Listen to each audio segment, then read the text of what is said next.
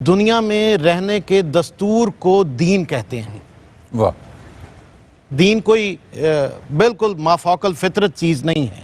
اللہ تعالیٰ نے ان الدین عند اللہ الاسلام آدم سے لے کے خاتم علیہ السلام تک دنیا میں رہنے کا جو دستور اتارا وہی دین ہے۔ اب دنیا میں دو اس کے پہلو ہیں، ایک ہیں معاملات، ایک ہیں عبادات۔ معاملات کے لیے جو علوم ہیں وہ عصری ہیں، اور عبادات کے لیے جو علوم ہیں ان کو عمومی طور پہ دینی علوم کہہ دیا جاتا ہے، حالانکہ ان میں کوئی تفریق نہیں ہے، بالکل تفریق نہیں ہے، دونوں ایک دوسرے کو کمپریہینڈ کرتے ہیں، شامل ہے، دونوں ایک دوسرے کو کمپریہینڈ کرتے ہیں۔ جی۔ ایون آپ بڑی ایک معروف کہہ لیں حکایت ہے کہ جو اللہ بالسلطان کی آیت سے راکٹ کا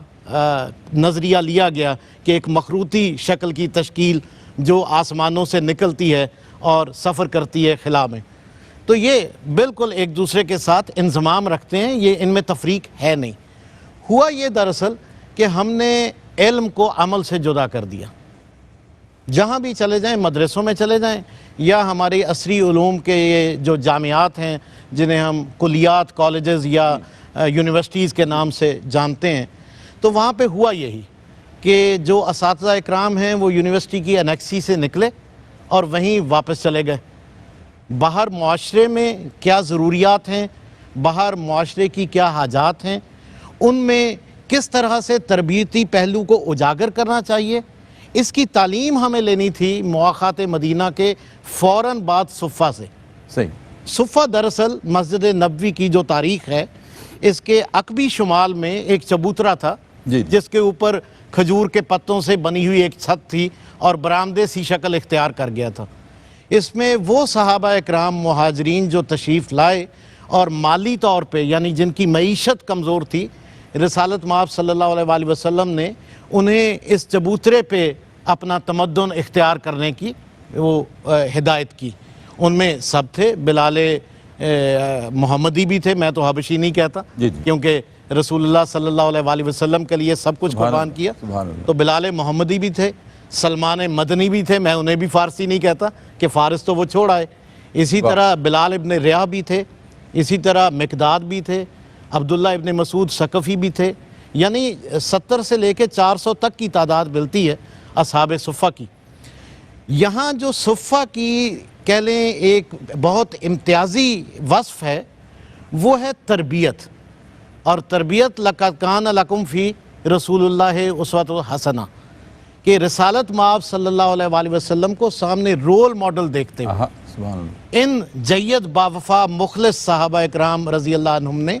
جو اپنا اطوار اختیار کیے وہ ہے عملی تربیت، اور اسی شے کا آج فقدان اس سے دوریاں دور ہوئیں۔ جی، اسی کا فقدان ہے۔ ہمارا استاد رول ماڈل نہیں ہے،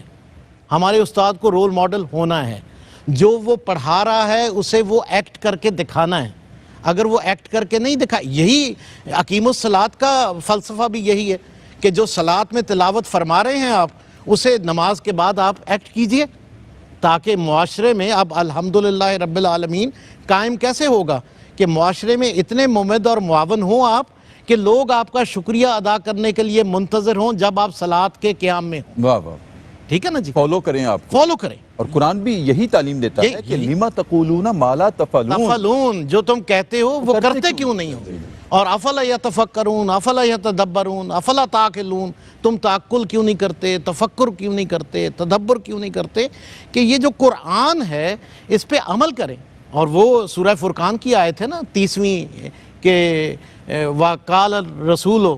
یا رب اِنَّ قَوْمِ اتَّخَذُوا هَذَا الْقُرْآنَ الْمَحْجُورَ، کہ میری قوم نے اس قرآن سے ہجرت کر لی تھی، اس قرآن کو چھوڑ دیا تھا۔ تو چھوڑا کہاں ہے؟ ریل کی صورت سامنے تو ہے، چھوڑا ہم نے عمل ہے، اور جب عمل کا فقدان آئے گا علم فقط معلومات رہ جائے گا، تعلیم سے تعلم اپلائیڈ نالج بالکل ختم ہو جائے گا، تو پھر کھنکھناتے ہوئے سکے ہیں وہ کسی بھی ظرف میں ڈال کے آپ بجاتے رہیں، اس سے ریدمک میوزک تو سامنے آ سکتا ہے، لیکن معاشرے کی جو معاشی ترتیب ہے، جو معاشرے کی معیشت